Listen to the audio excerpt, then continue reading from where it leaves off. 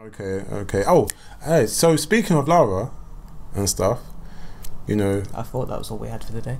yeah, well, I don't know. Well, I just feel like I might as well just talk about it now. Obviously, we both played Shadow of the Tomb Raider. I thought it would be a cool opportunity just to, give a little rundown of our impressions of Shadow, not Rise of the Tomb Raider, Rise of the Tomb Raider, Shadow of the Tomb Raider.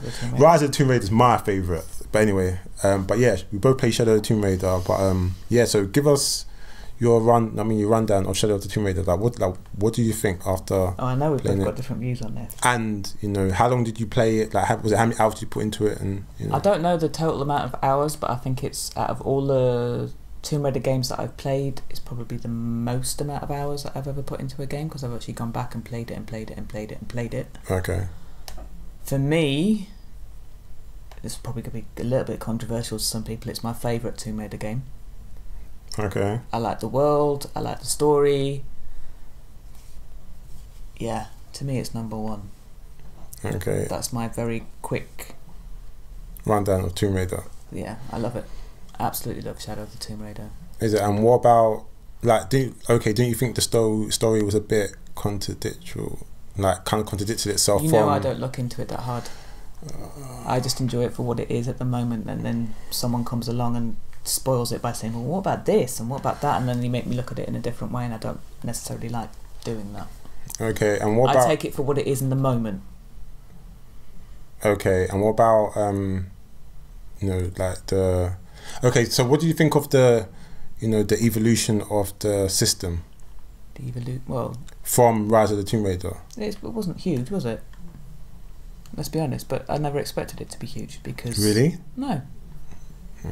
Why should it be? Because it's the trilogy, it's her origin story, and this is the final one of the origin story. So the leap was never going to be that big. I expect the next set of trilogy games, assuming there is going to be another set of trilogy games, that's when the next big leap will happen. And you better make a big leap with the next ones. What, so like, didn't you feel like... Because there were glitches, I can't deny that there were glitches within Shadow. Yeah, I think only experienced one, maybe. I don't. But they did fix them pretty quick. Like when you would jump for stuff and you just died. Yeah, but that's the thing though. Like, I was hearing that before I played it. But they fixed that. And when the updates came out, I didn't have any of those problems again. Yeah, but but I was still hearing it as I was like first playing it, and I never experienced that glitch that everyone was talking about. Well, you're lucky then. I don't know. But what about you? I know you're going to completely trash what I've just said. No, I'm not going to trash it. I'm just going to keep it 100. I personally thought it was a good game. It wasn't what I thought it was going to be, what I kind of expected. And it wasn't... Was it my expectations didn't come out of thin air?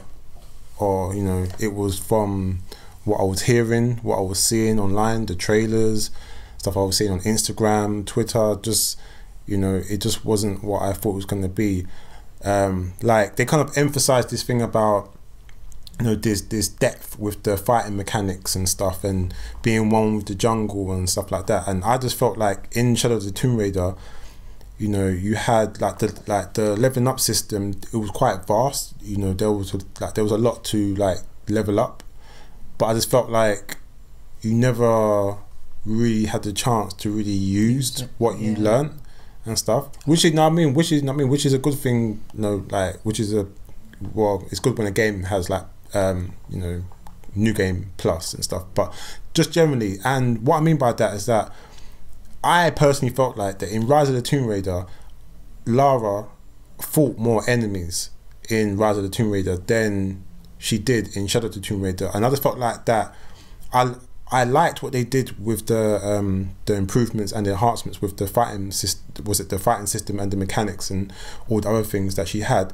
But I just felt like, firstly, there wasn't that many enemies in Shadow of the Tomb Raider compared to Rise of the Tomb Raider, so it kind of like made the improvements with the with the system and the fighting system kind of irrelevant, because there's no one really there to really go in and fight and use it on. Like, I thought there was going to be a point where you're in this mad big jungle and there's a big section with like a shitload of enemies, and everything you learn, you just doing it, you're breaking them down, you're blending into the fucking bushes, into the shadows. You know what I mean? Was it rubbing dirt on your face? You were crawling on the floors. You know what I mean? Was it on some Arnold Predator shit? You know what I'm saying? Like, no, it's not quite like that. No, but that's what I thought it was gonna be. You know what I mean? Because it was really extensive, and you just it was never that. So in terms of the mechanics, like the fighting system, stuff like that, it's a big, it's not a big improvement, but it's an improvement, a very welcome improvement. But I just felt like in terms of the story and her actually using these skills that she's got, I felt like it was kind of like wasted. Also, I felt like the story kind of contradicted what happened in the previous two a little bit. It was kind of a few plot holes.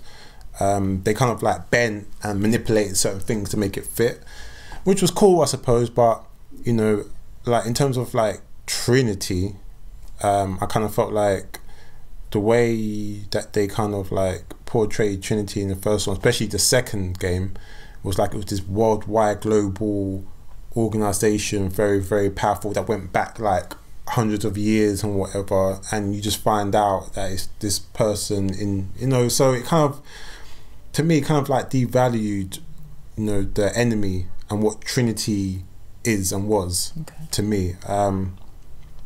But other than that, like, I really enjoyed it. Give it a score.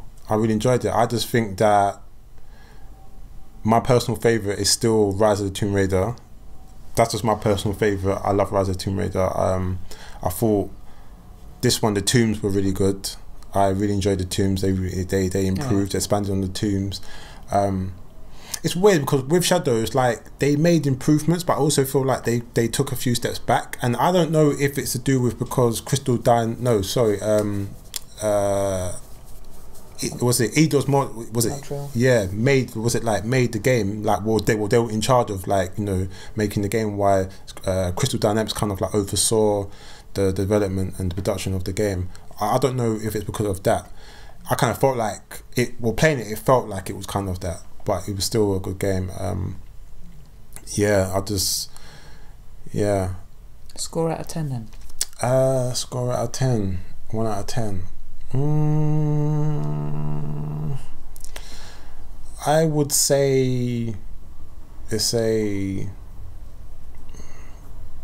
probably like a 8. Okay. Like a shaky 8 right now. Not a solid, strong 8, but I would say shaky 8.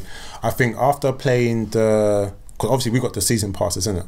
So obviously after playing the season passes and the DLC that playing the season passes, after playing the DLCs that come out and stuff, and when the game's fully kind of like completed, I think we'll probably be able to give a better overall score. But yeah, I would say it's like a 8 right now for me. Well, what about you? 9. You give it a 9? Yeah. No, that's what I give Rise of the Tomb Raider. Rise of the Tomb Raider for me gets a solid 9. This is where we, agree yeah, to of course. disagree, but that's the beauty of it. You have your opinion, I have mine. Obviously, sometimes we might clash, or sometimes we might agree, but that's the whole point. So yeah, but just generally, I really enjoyed Shadow of the Tomb Raider. Yeah, the only thing I found, one more thing I found annoying. It sounds kind of negative, but I actually really enjoyed the game. But it's the fact that I'm like I'm 2 trophies away from getting platinum. I'm getting my 5th platinum. It's my 5th one, right? Yeah, 5th platinum. Yeah, not that I go out intentionally trying to play these games to get like platinums, but I have this thing that if I play a game for the first, like, on the first run, and I just so happen to get over is it 70% or 80%? 80%. Yeah, over 80%, then I'll like intentionally go for the platinum. He has to have the platinum, and which he has for Shadow. Yeah, and I have for Shadow. But the thing that's really annoying is that you got to do it on, like, to get the last 2 trophies, you got to play it on like the hardest difficulty.